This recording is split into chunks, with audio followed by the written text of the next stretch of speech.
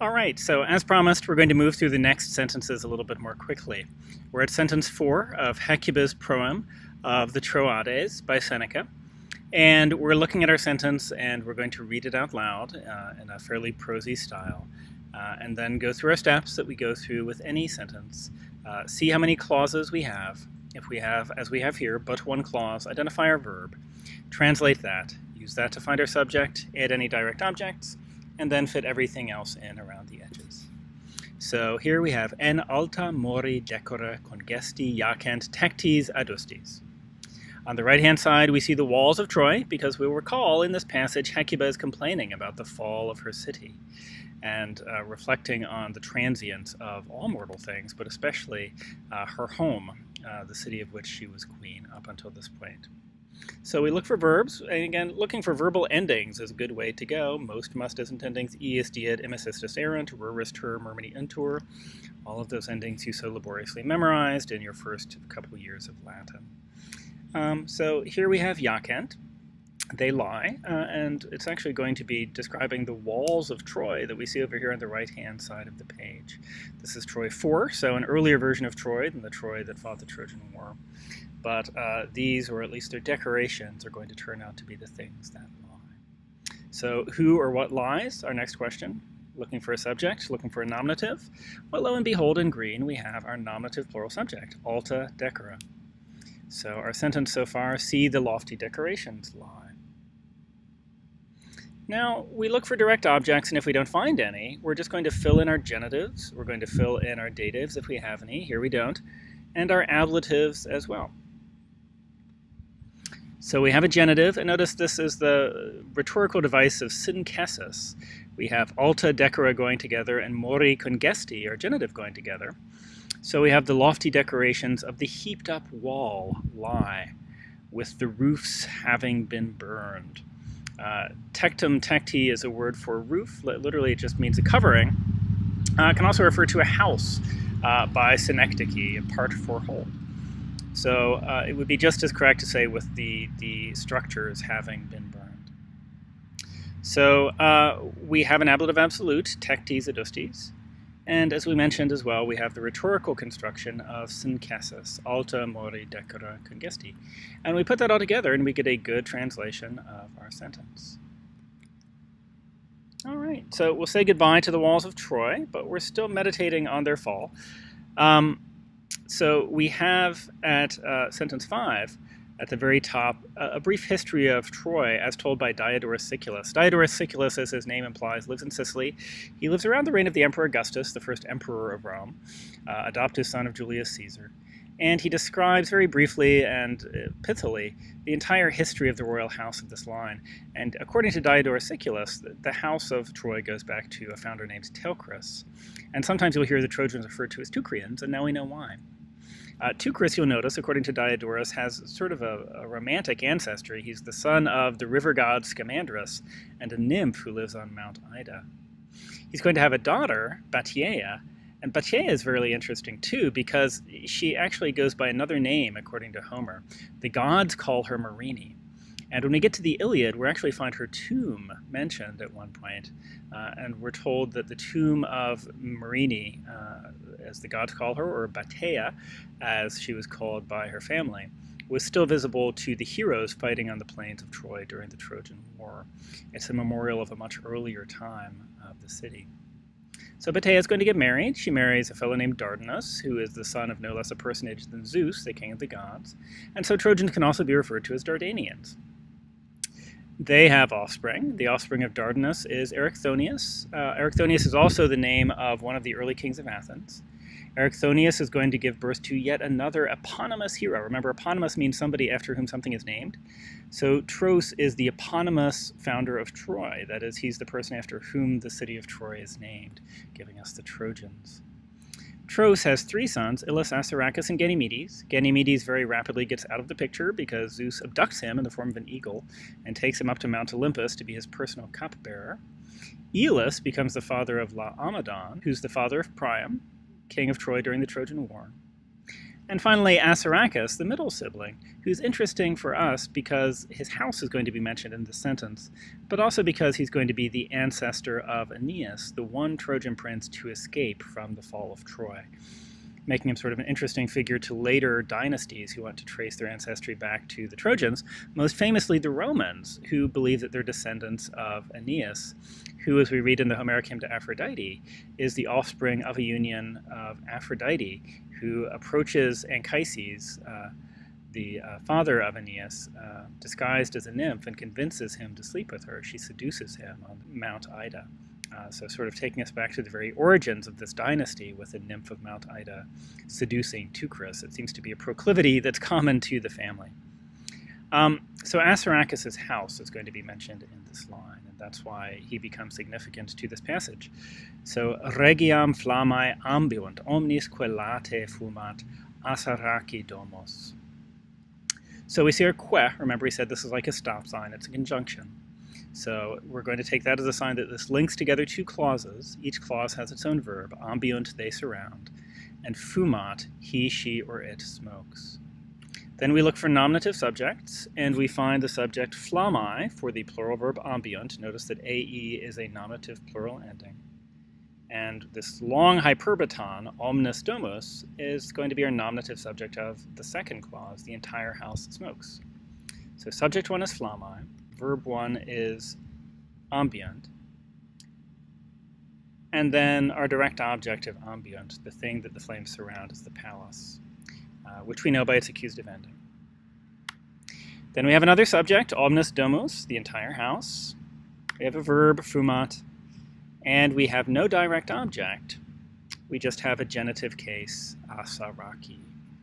So flames surround the palace, and all the house of Assaracus, genitive case, smokes far and wide, late.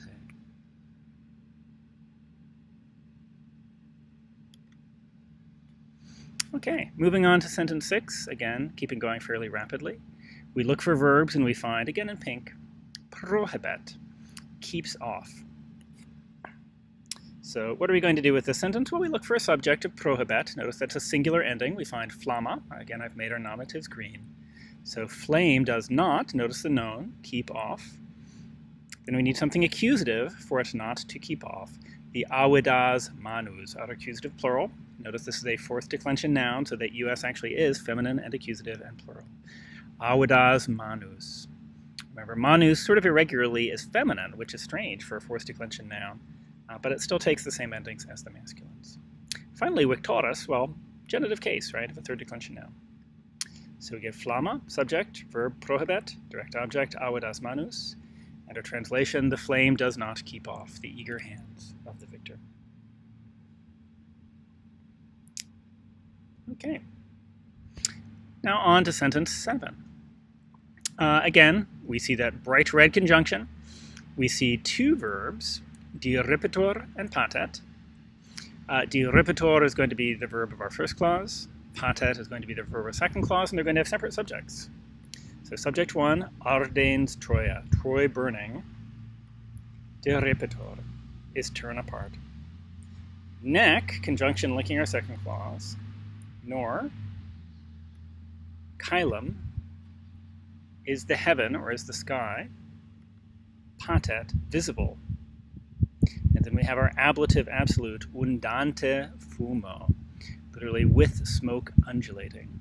And here we could maybe use that ablative absolute as an ablative of cause. We could say because of the waves of, or because of the undulating smoke. So Troy burning is torn apart, and the sky is not visible because of the waves of smoke, would be a good, relatively literal grammatical translation. Okay, take a second, pause, look over the sentence, move on to sentence 8. Sentence 8, again, we have very short staccato sentences here, often without connectives. We said there's a word for this. Asyndeton means a lack of grammatical connectives, that is conjunctions like and or but. And Hecuba is remembering very traumatic events in her life. So this asyndeton really reflects what's going on for her psychologically. She's distraught. She's in mourning for her city and for her family.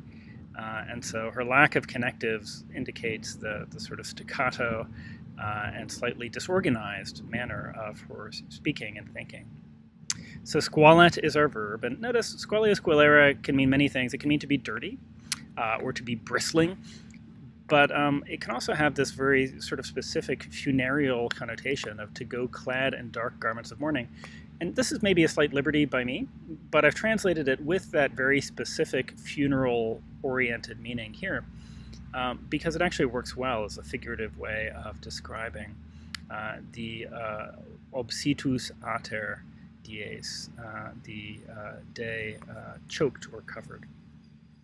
So now we look for a subject, and in green we find, as I just indicated, obsitus ater dies, the black day choked, goes clad in dark garments of mourning.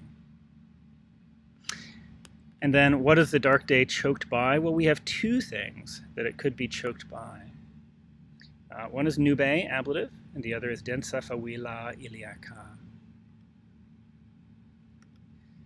So the black day choked by cloud or thick ash of Troy, goes clad in dark garments of mourning. All right, so Hecuba continues her speech in sentence 9. We're still describing the fall of the city, and this is a great example of our conjunctions serving as little stop signs in sentence 9. On the right-hand side, we have Neoptolemus or Pyrrhus. He goes by both names, the son of Achilles, and he's bludgeoning to death Priam, the king of Troy, with one of his own progeny. But on the left-hand side is where our interest should lie right now, because we have three verbs. Stat, he stands, the deponent verb metior metiri, which means to measure, and then agnoscit, he shear it pardons. So he stands, he measures, he pardons. And linking all of these together, we have conjunctions, et and ac, both words for and again, both conjunctive words. So we know our sentence is going to be something along the lines of he stands, he measures, he pardons. So verb 1, stat, verb 2, metitor, and verb 3, agnoscit. Now we need a subject. Lo and behold, we have avidus victor, the victor eager for revenge, as it's going to turn out. Or here we can just say the eager victor, since we haven't yet gotten to our objective genitive. He is also going to be modified by an adjective further down, ferus, which is also masculine, nominative, and singular. So our sentence now will be something along the lines of the eager victor stands and measures, and being savage pardons. So again, verb 2, verb 3, and we can now add a subject as well. Okay, do we have any direct objects? Well, we do. What does he measure? Well, our eager victor is going to turn out to be measuring lentum ilium, slow or sluggish Troy. Remember, Elis is one of our early ancestors of the Trojan house. So the city Ilios, Wilios in Archaic Greek, it actually loses a W at its beginning when Greek loses the sound W. This is going to be our direct object. So what does he measure? He measures slow Troy, sluggish Troy. Slow because it took 10 years to sack. And if you remember your rules for agnosco, agnoscra, ignoi, ignotum, you'll remember that agnosco takes a dative case for its object. So even though this isn't an accusative, in orange we have a dative object of a verb plus the dative. You remember parco, plakeo, ignosco. There are a lot of words that take a dative where we would use a direct object in English. So our eager victor measures sluggish Troy, and being savage pardons 10 years. And again, we still have our same three verbs. We now have a subject. We have a direct object for the verb metitor right next to it, but down below. He measures sluggish Troy. And we also have a quasi-direct object with agnoscit, and he pardons 10 years. Okay, so we now have all of the central information that we need to translate a Latin sentence. We have subjects, we have verbs, we have direct objects. And now our sole job is to go back, again, verbs, subject, objects, and to fill in all the rest of the information. So you may have noticed this genitive lingering between Avidus and Victor. We have a nice hyperbaton there. It seems to be an objective genitive, and it seems to be ira in the sort of Achillean sense of revenge. Manus, you might recall, is the first word of the Iliad, and here of Victor eager literally for anger, but is that really what he's eager for? No, he's eager of revenge for the abduction of Helen. So the victor eager of revenge both measures slow ilium, and then we have this ablative case, ablative of means. What does he measure it with? Well, his eyes. He's sizing it up as he's sitting around it for 10 years waiting for the city to fall. And then he, being savage, or savage one, pardons 10 years at last, which is sort of an interesting description of our victor. Even though he's eager of revenge, Avidus in the first line, we get this sort of antithesis between his eagerness and the lentusness, the sluggishness of ilium. And then finally, when all is over, he pardons it.